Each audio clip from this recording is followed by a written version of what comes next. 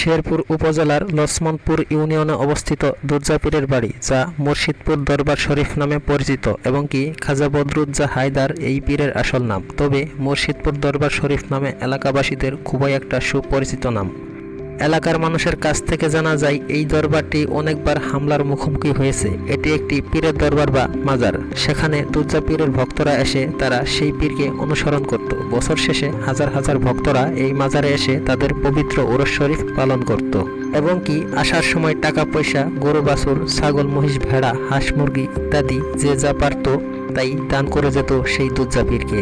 তাদের মুখ থেকে শোনা যায় যে সেই পীরকে সরল মনে দান করলে নাকি তাদের অনেক মনের আশা পূরণ করত। কিন্তু সেই এলাকাবাসীর কাছ থেকে শোনা যায় সেই পীর নাকি ভণ্ড ছিল এবং মানুষকে নাকি বশ করে ফেলতে পারত। তাই তার জন্য হাজার হাজার ভক্ত পাগল ছিল। কিন্তু দুর্ভাগ্যবশত 2024 সালে ইসলামী তাওহিদি জনতার সাথে এক বিশাল তুমুল ঝগড়া হয়।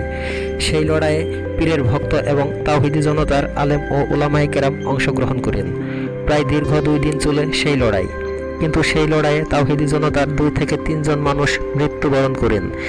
এই নিয়ে লড়াই আরও অনেক বড় হতে থাকে।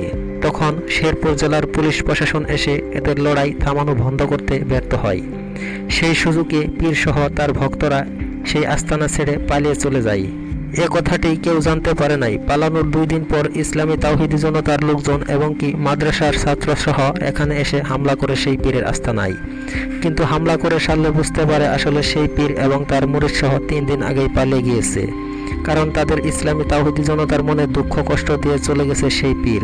তখন তারা সেই দুর্জা পীরের বাড়ি হামলা করে এমনভাবে হামলা করেছিল দেখে যেন মনে হয়েছিল যেন একটি যুদ্ধের ময়দান। তো দর্শক, আজ আমি আপনাদের সেই জায়গাটা দেখানোর জন্য চলে এসেছি। দর্শক, আজকে আছি আমি এই মুর্শিদপুর দরবার শরীফে।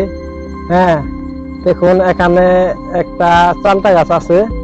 এই চালতা গাছে যে আসে উঠতেছে, আমার খালাতো ভাই উঠতেছে, যে দেখুন আমরা চালতে পারবো এখন। এই যে উঠে চলুন ঘুরে আসি সেই জায়গাটুকু। এক সময় হাজার হাজার মানুষে ভরা ছিল এই সেই দরবার।